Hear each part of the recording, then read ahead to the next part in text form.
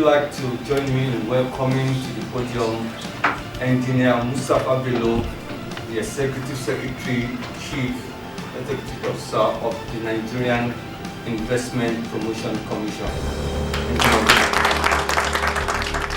Thanking Ronnie for making us part of this. So, Mr. Clive, distinguished ladies and gentlemen, mine is to make a presentation on the opportunities that we can Nigeria's investment environment provides. Now, the presentation will look at the overview of the Nigerian economy, the legislation that supports doing business, the framework for doing business, investment opportunities, the incentives we offer, and then the mandate of the Investment Promotion Commission. And that will take me to the end of the presentation. Now, I normally start with this map of the continent of Africa. And I found it necessary to do so because I remember, I think in 2006, I was in Philippines, and I made similar presentation. And at the end of the presentation, somebody walked to me and asked me that where is Nigeria in South Africa? So I just felt it was ridiculous that he was such ignorant not to even know where Nigeria is. So I normally start with this to show that Nigeria is located here, South Africa is here, Europe is here. And one interesting thing about this is that from this tip of Nigeria to here is equidistant to from the same tip to somewhere here, which is, there are some islands here. And then the same distance from the middle of Nigeria to South Africa here is about the same to Europe. So actually Nigeria sits in the middle of the continent. And if you notice, over time, from what starts around DRC, Central Africa, Chad, Niger, Mali, up to Mauritania, had challenge of development because they needed an economy, stronger economy, bigger economy to drive their own thinking, to drive their activities. Just like if you take Japan, for example, the entire of that sub-region hinged their developments to the Japanese economy. For example, I can tell you, as at 80s, early 80s, around 1980, Taiwan's per capita was below that of Nigeria. So they had to actually identify what was it that they could supply the Japanese that Japan needed. And they started their economy on rice and banana, supplying rice and banana to Japan, and then sending their people to go and work in the then integrated circuit industry, which were leading into manufacturing transistor radios and their likes. Now that's how the Taiwanese started. The same thing if you look at the other countries. They all looked and surged towards Japan to take advantage of their own growth. So in this area, poverty remained perpetuated around this because the Nigerian economy was challenged. And now that the Nigerian economy is moving, you have seen Ghanaian economy has changed. Today they talk of Ghana.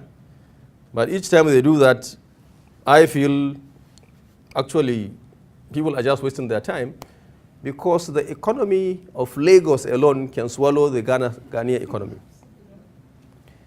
Ghana's population is only 16 million, which is just 1/10 of our population. So if you are talking of markets, Ghana is not the right place to go to. People now locate in Ghana because perhaps because of their size, the country appears more orderly. But very soon, as they have gotten oil, wait and watch and see what happens in the next 7 years. The same Ghanaians that moved back to Ghana, they will be coming back to Nigeria. Now, so if you notice, Chadian economy is doing well now because they have found oil, they have developed it. Niger, which is just right on top of us, they have found oil around this area and they have developed it. In fact, Niger is supplying Nigeria finished petroleum product now. Countries like Togo and Benin and Togo, of course, have tied their economy to Nigeria, taking advantage of the weakness of our port infrastructure, the delays that we go through. It takes you at times 2 weeks, 3 weeks. You know, if you are lucky, you have an efficient clearing agent who doesn't believe in cutting corners and costs. You can get your things out in a week. Whereas in these other countries, they have made facilitation much, much easier and faster for you and quicker for you to move out your imports. So a lot of our shipments that actually are consigned to Nigeria end up in these neighboring countries. And they take advantage of that to use those resources that we would have captured and used for our own economy to develop their economy. And if Nigeria enforces closure of borders in this, you find these countries crying. So what I'm saying is that Nigeria now is the equivalent of the Japan that you have that has created development in the Southeast Asian countries.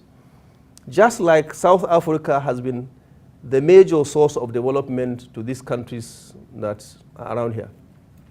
So Nigeria is the hub, Nigeria is the market, and Nigeria is the right place to do business. I'm sure Clive would have told you, being essentially a Nigerian who has spent most of his life doing business there or with Nigerians. Now, this one gives you a closer view of the country.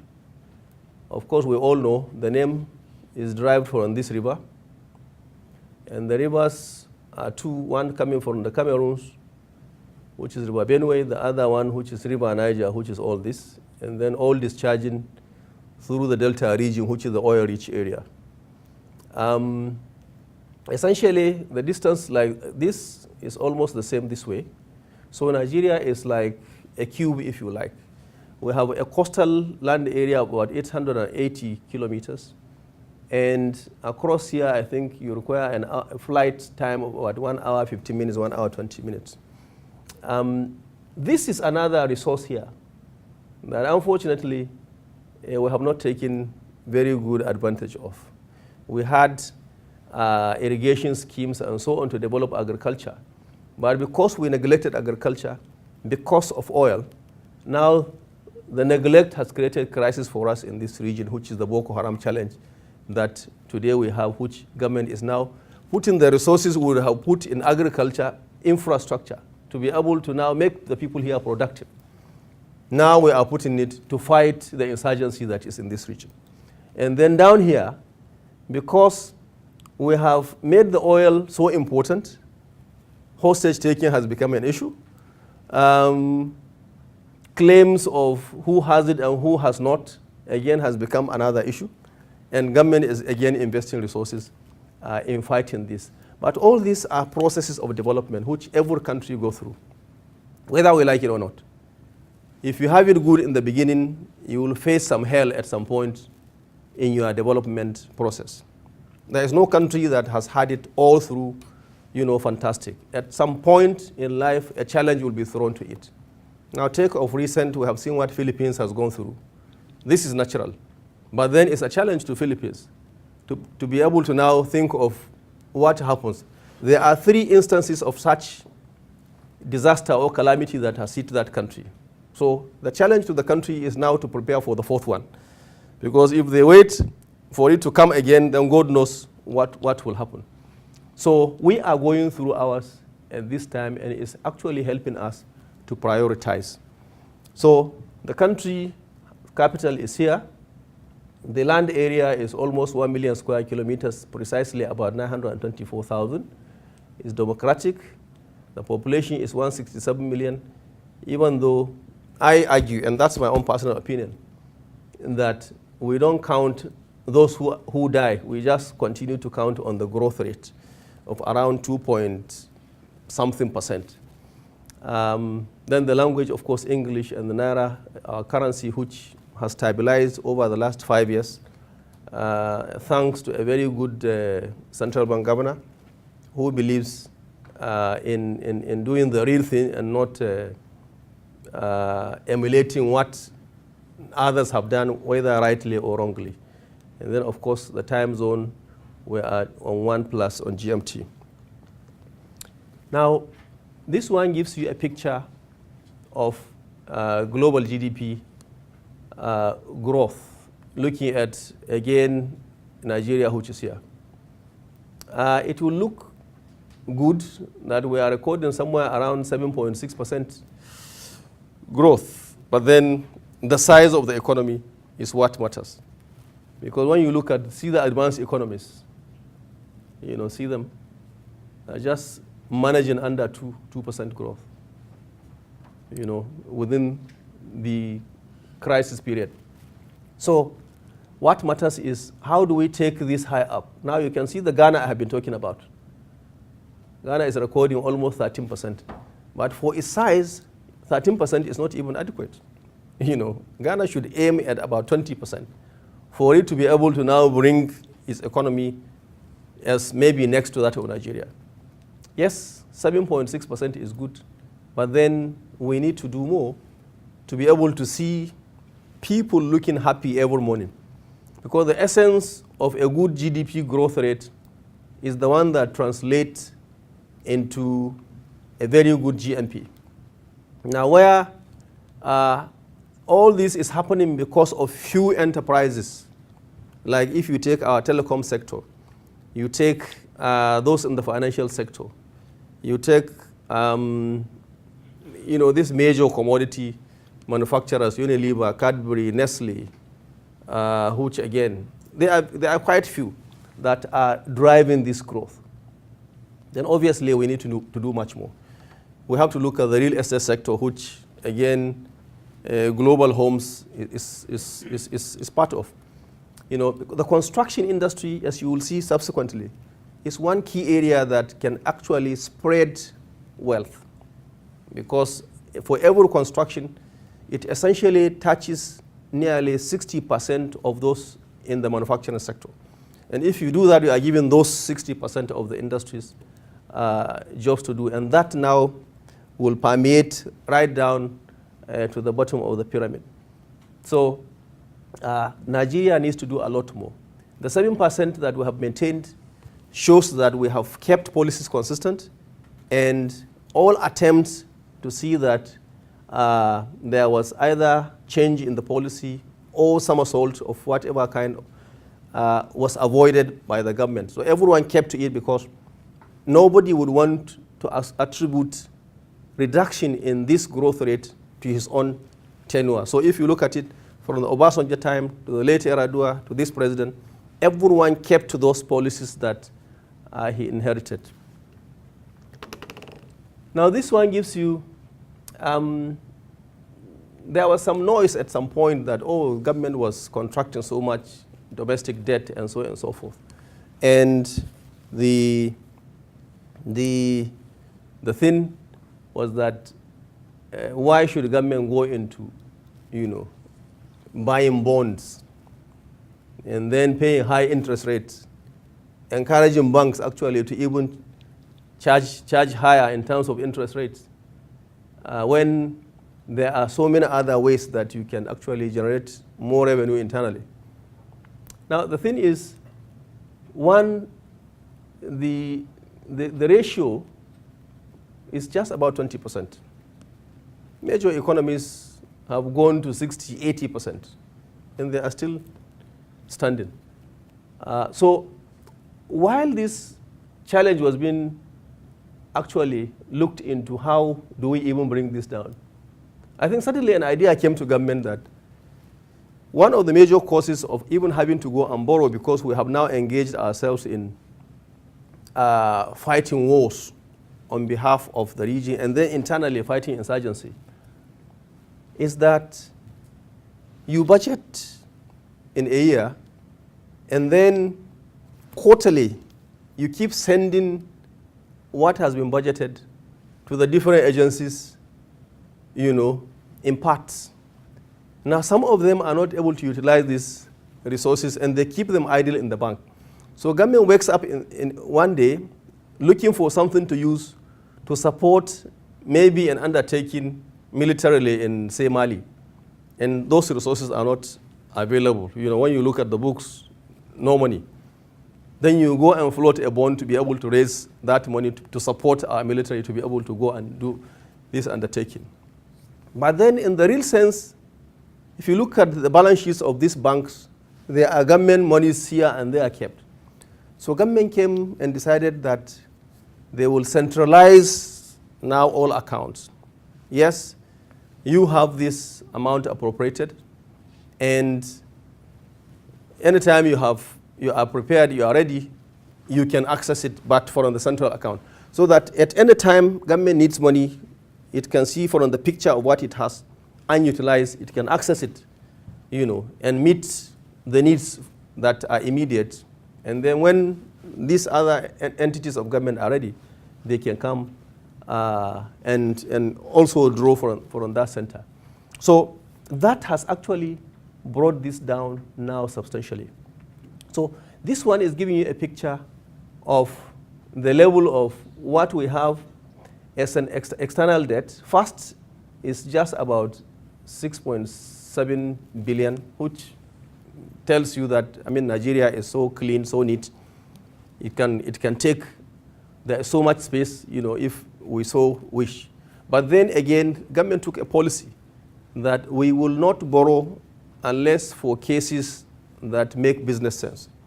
We will not borrow for social undertakings.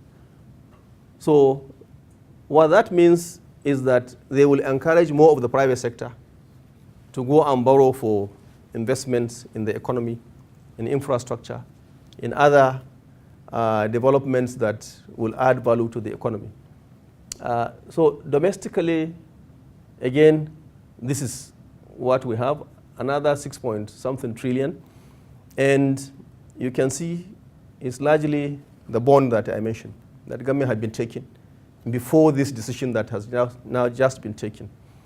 And then these are treasury bonds, and of course these are treasury bills. So this shows multilateral, and then the red is bilateral, and this one is the commercial, which is still small.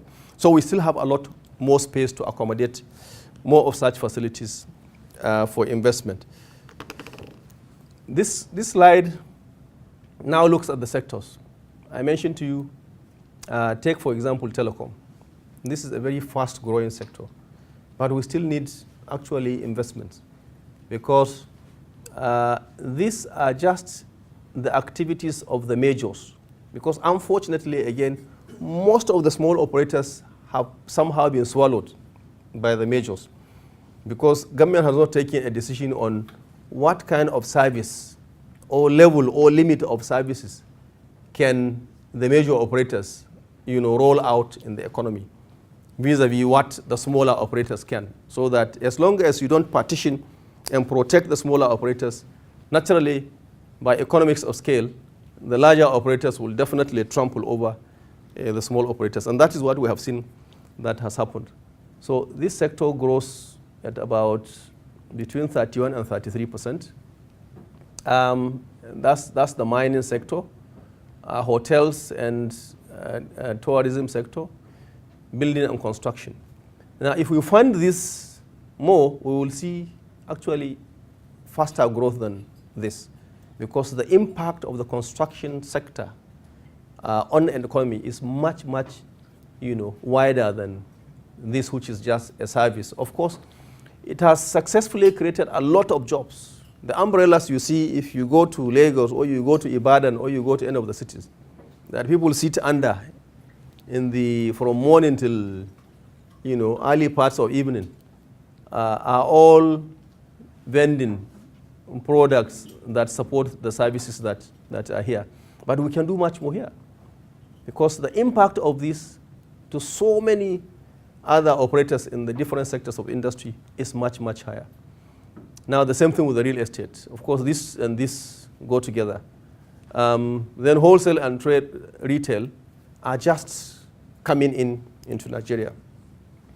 We did something like this presentation, I think, in 2006 in South Africa, in Johannesburg.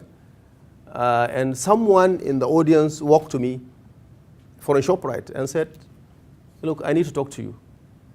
So we went aside and I listened to him. He said, I want to invite you to go and visit some of our facilities in Johannesburg. I gave him time. We went around.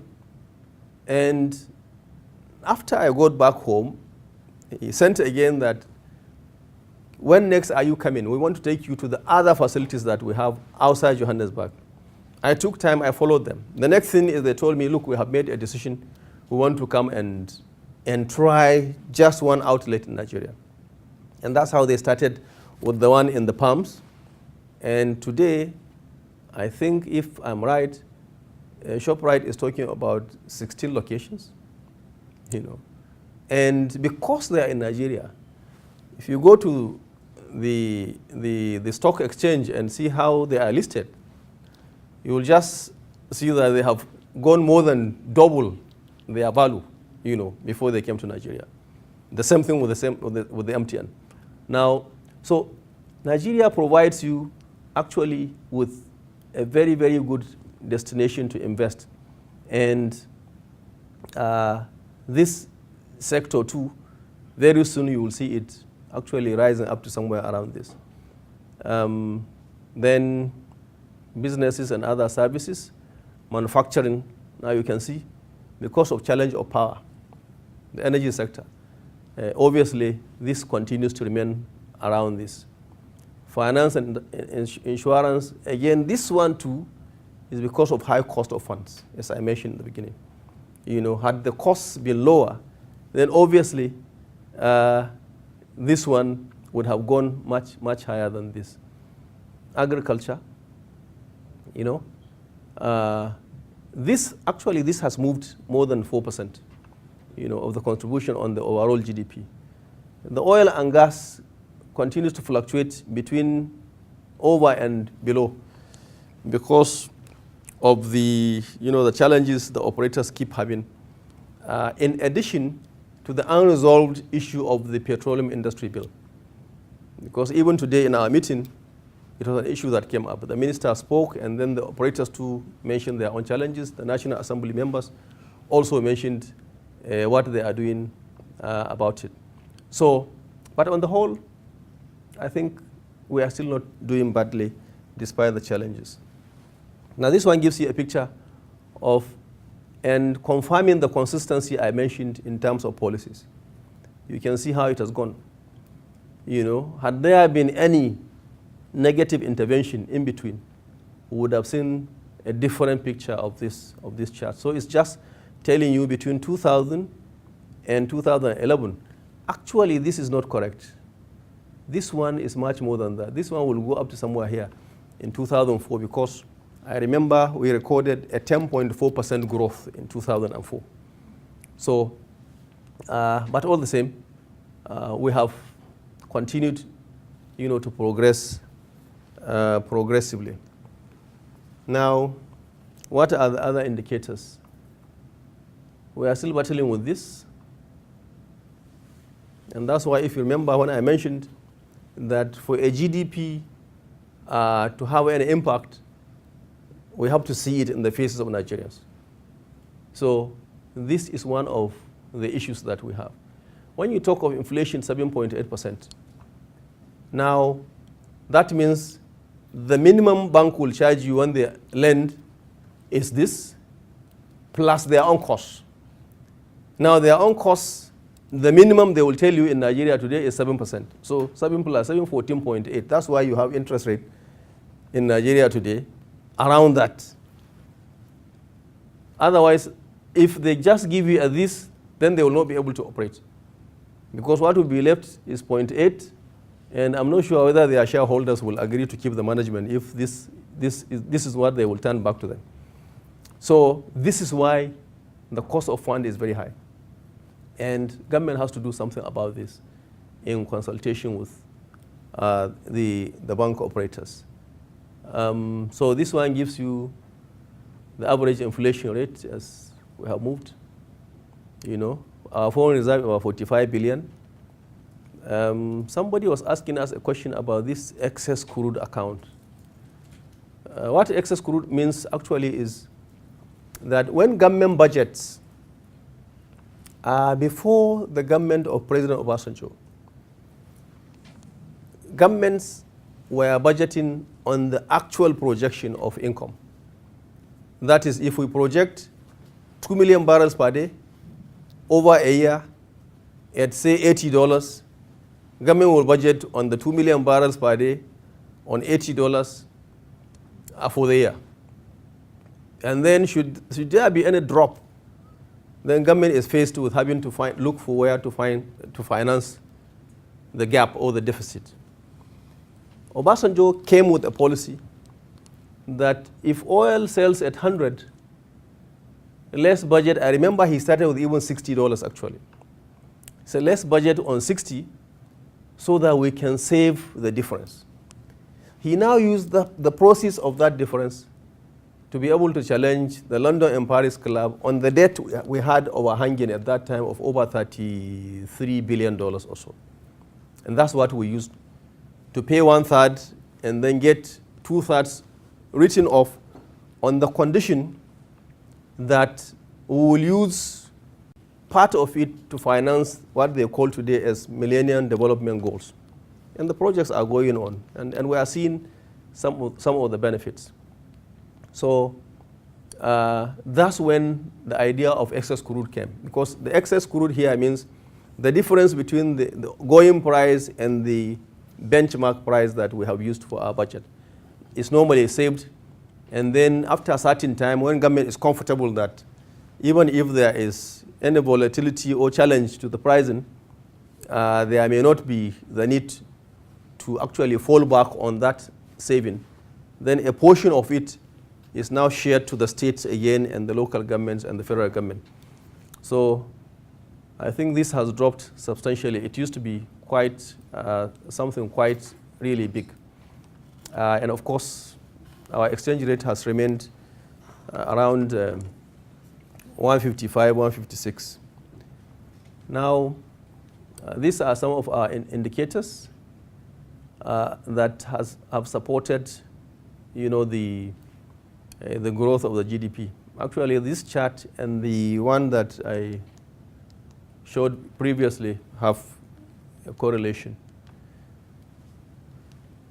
Now, we created, again, as another innovation, trying to do what we should have done during the days of General Yakubu Gowon, when he was the head of state. That time, no parliament, nothing. He had so much money. We could have done what we are doing, just maybe what we have done in about 2-3 years ago.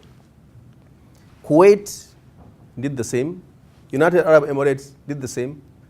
Today, what they started with, I think around $100 million, has grown into almost $1 trillion,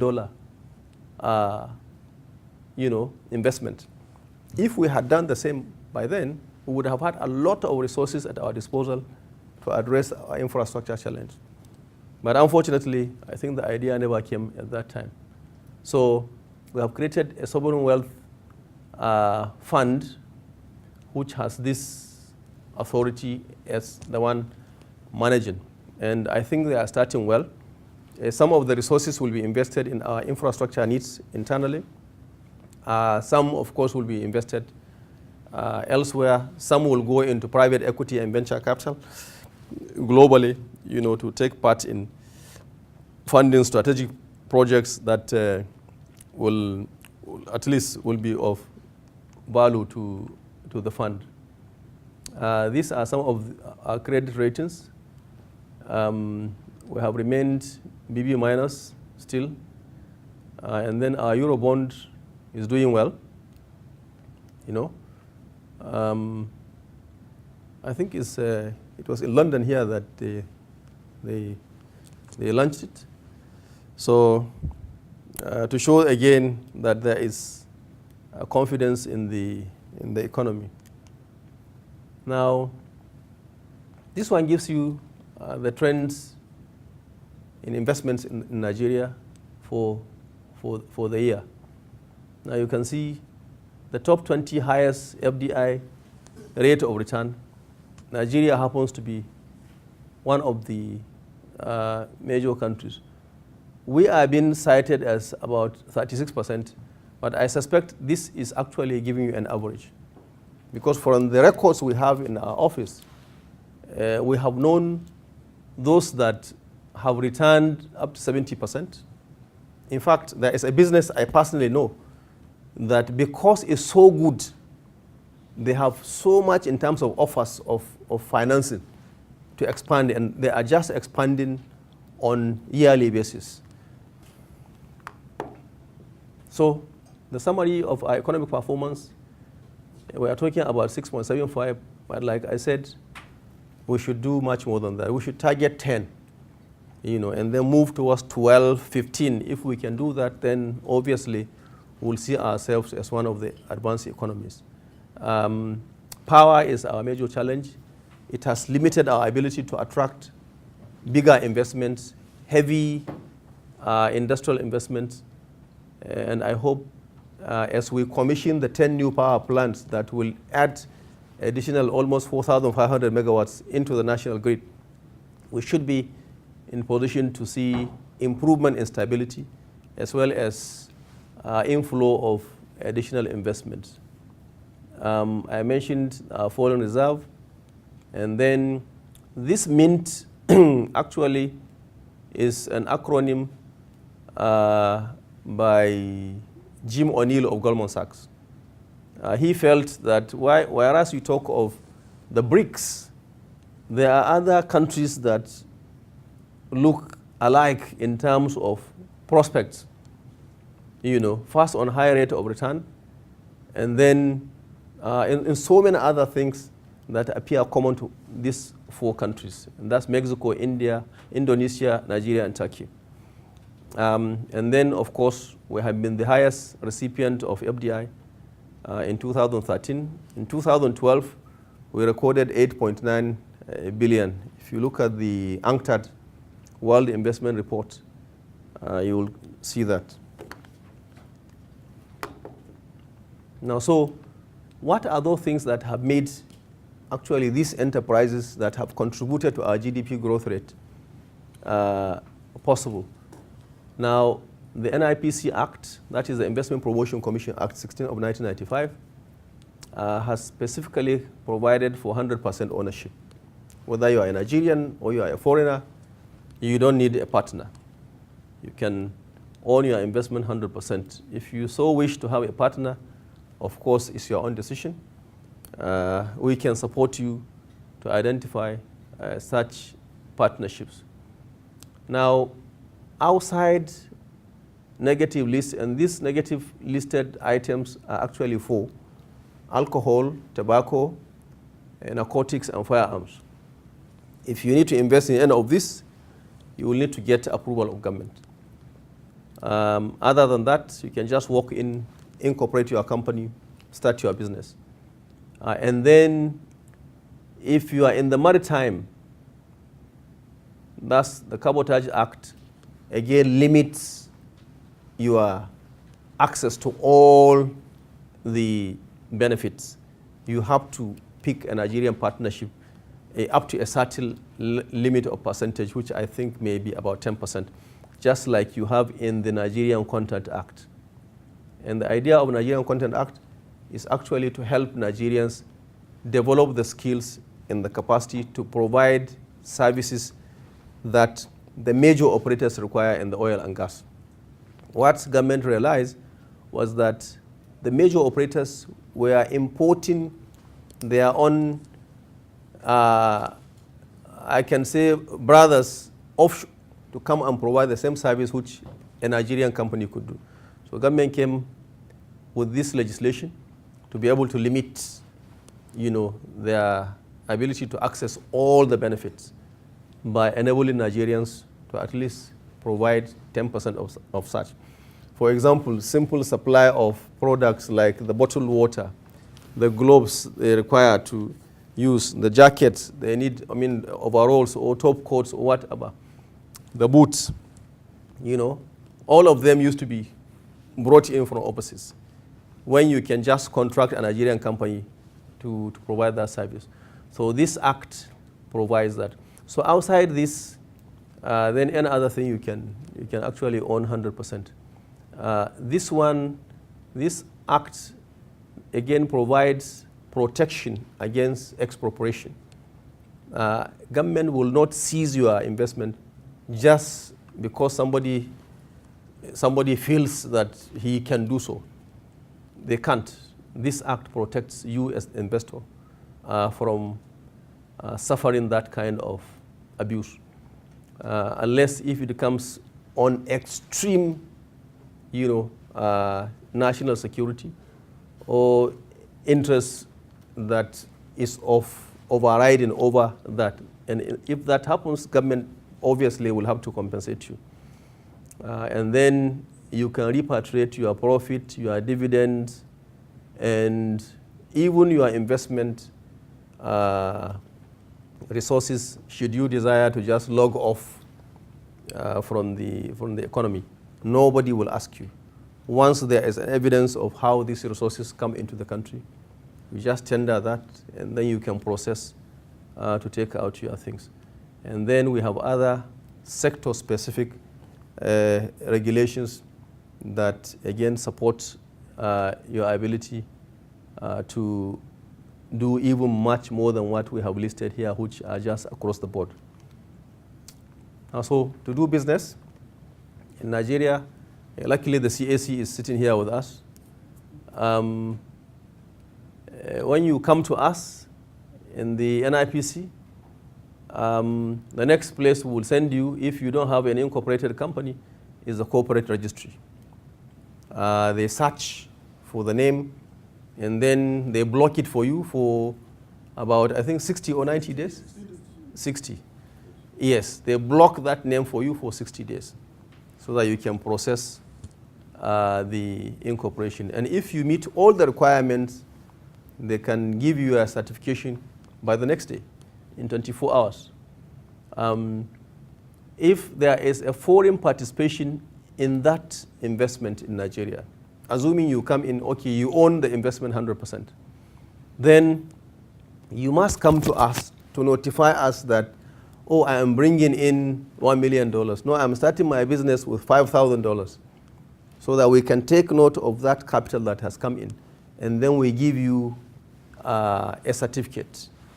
Ours does not take longer than 2 hours. If you just come in, fill all the requirements, submit copies of what we need. In 2 hours you wait, we'll get your certificate signed by any of my directors, and you get to business. Then, of course, after you finish with the corporate registry, the tax man will be there waiting for you.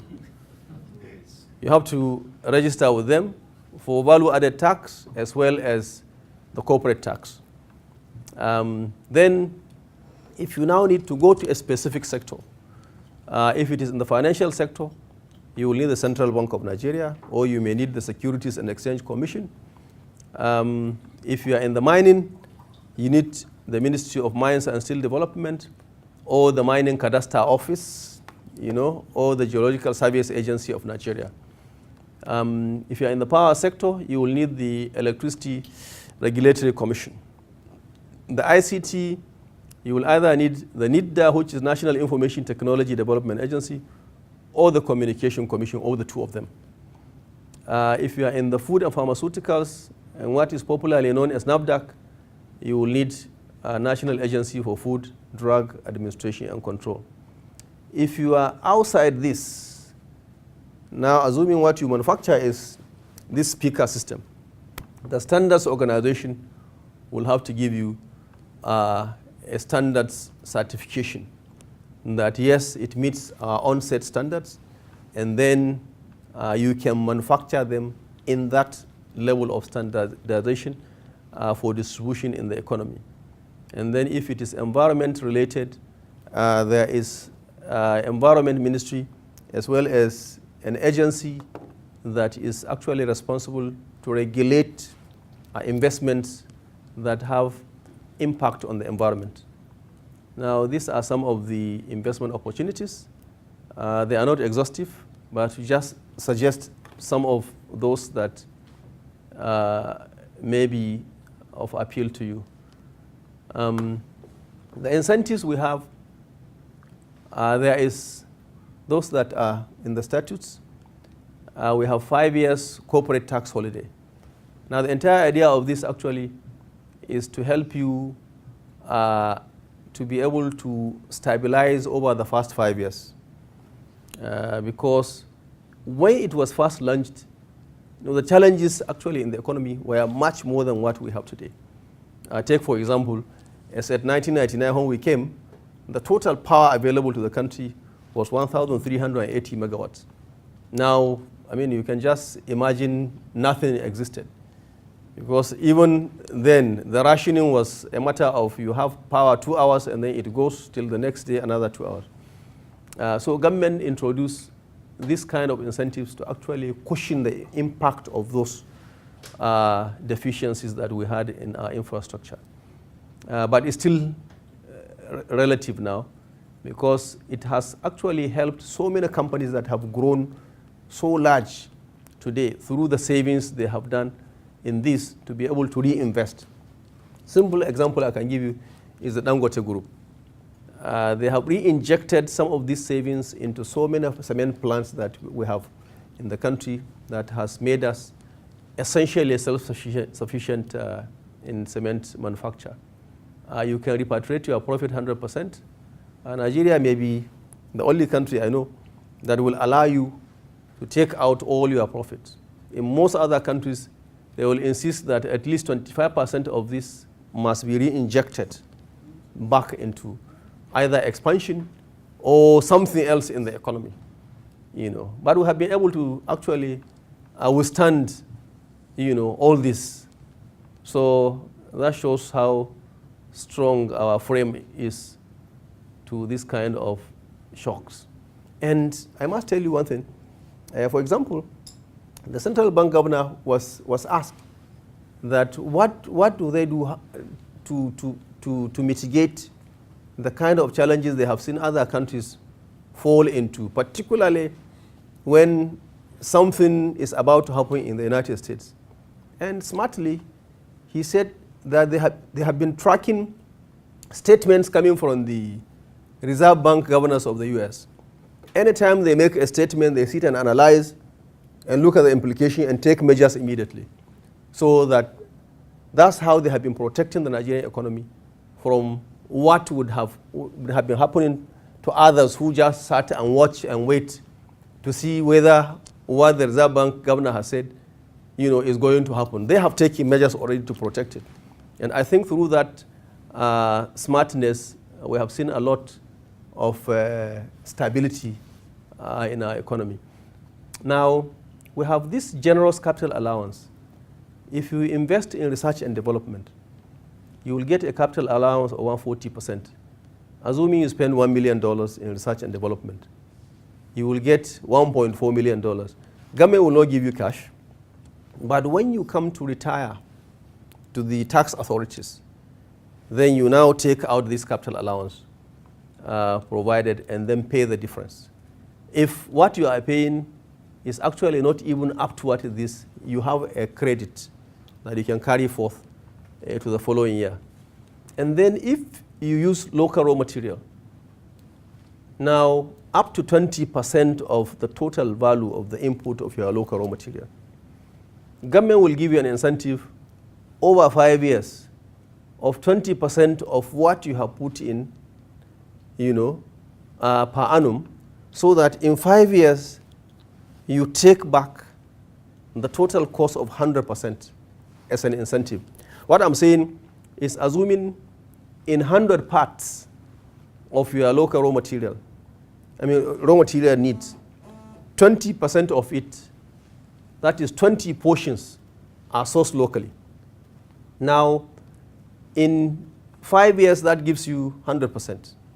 Now, what the government does is to now say, okay, the 20%, which is those 20 portions, we spread it over 5 years, and then you take back one portion, per annum over a 5-year period, so that you get back full of the equivalent of what you source locally. The whole idea is to encourage you to source all your local raw materials internally, so that you don't need to import it. You help the government to save resources for imports. And then, of course, our VAT, 5%. I'm sure those of you who are in this country would wish that your VAT is 5% too, because I know how much you pay, in addition to so many other taxes. Now, if you are in free zones, of course, you don't.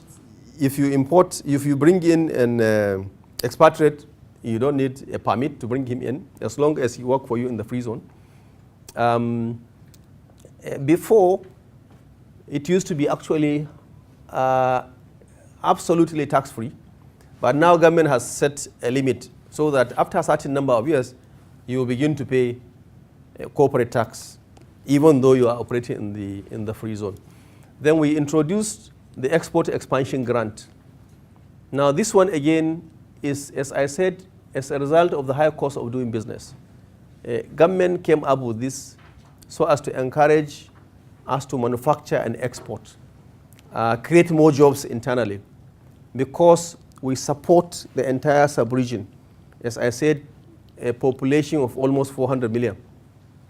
So this one, if you export, say, $1 million worth of manufactured products from Nigeria, whether you as the manufacturer or as a trader who buys from the manufacturer, you will be entitled to 30% of the value of the export as an export expansion grant. Now, the essence of this is, first, we know that the cost of doing business is high. You have to provide your own power. You are operating actually a small colony where the power, the water, and security and so on are all your own responsibility. Now, this is to help you bring down those costs. So assuming you slice this into two and surrender half of it to the consumer across the border, obviously will make your products competitive. So you will now tie him to you as a major consumer of your products. And that keeps your enterprise going. And of course, it keeps him too as your consumer from the other end in business. So government introduced this, but they don't give cash. They give you instruments that you can use to pay import duties, such other charges that that are statutory that you must pay government when you enjoy. Now, there are other incentives like employment tax relief. These ones came, I think, in the last 2 years or so, as an incentive to encourage investors to employ more Nigerians so as to create jobs. And then there is that of infrastructure. What this means is that if you locate in a place where such an infrastructure doesn't exist and you have to provide it yourself, it entitles you to a certain level of incentives. Then, of course, government has now given priority to sugar development locally. What it's saying is that all the machinery to process sugar will come in duty-free. Then automatically you enjoy 5-year corporate tax holiday. And then if you are adding value to a raw sugar, bringing it from some other country, then your duty is this, and then you have to pay levy of this. Now, the essence of this actually is to discourage, to try to encourage sourcing locally. And then if you are bringing in refined sugar, the duty is this 20% and the levy is 60%. And then aircrafts will now come in duty-free and value-added tax-free. Mining machineries, the same thing. Agriculture machine, the same. The power sector, machineries, the turbines and associated equipment, they will all come in duty-free. And then, of course, there are these other fiscal incentives that have been introduced under the same legislation. A tax relief on interest income, and then capital asset depreciation allowances. We assist. If, for example, any one of you is coming to Nigeria, he calls me, or he sends me email, or he sends me a text message, obviously, I will take him serious. We will arrange to receive him. If he wants appointment, we will organize that appointment for him, and then be part of the entire discussions to be sure that he's committed. And if there are hitches, we'll be able to now intervene and take him out. Then, of course, we look at what is workable, what will help the economy, and we attract those kind of investments. And then, if you come with good ideas, we listen to you. We can even recommend to you that, look, put it in writing to us so that we can look at it at our own level, and then we move it forward so that government can adopt it as part of those measures that will further enhance our capacity to attract more investment. Now, this meeting that I have come to do with Mr. President here, which is called Honorary International Investor Council, it's an advisory council of Mr. President, is the one that gave birth to this. In one of our meetings, of course, if we had pushed it ourselves, it would have been tougher. But as I mentioned by one of the members, we saw an opportunity that now what we wanted to do, we have been just helped by this push. So government took a decision to create this service. And what this service does is actually to remove bottlenecks. If you come today, for example, you need to incorporate a company, as I said. If you go to the Corporate Affairs Commission office, yes, you can walk in there, but then you have to join the process. If you come to our office, it's only one desk that you will find. You talk to the gentleman there. He takes whatever you need, asks you to bring whatever is required, and then he tells you to go. Gives you time. By the time you come back, your things are ready. Even if they are not ready, he can give you an update. Oh, we are here, we had this IT glitch, or we had this, and by so day you will get your things ready. So the center is actually to remove the challenges that we have had in the past, getting people to know what to do when they needed a support or service. So it's efficient, it's transparent, and we have 26 agencies of government in the center currently. And we can do incorporation or registration of ordinary companies, grant approvals, permits and licenses, and then investment information and access to data. We are planning to create more centers in these key cities, Lagos, Port Harcourt, and Kano. So that's about all. And if you have questions, please feel free and ask me. And this is how you can reach me should the need for that arise. Thank you very much.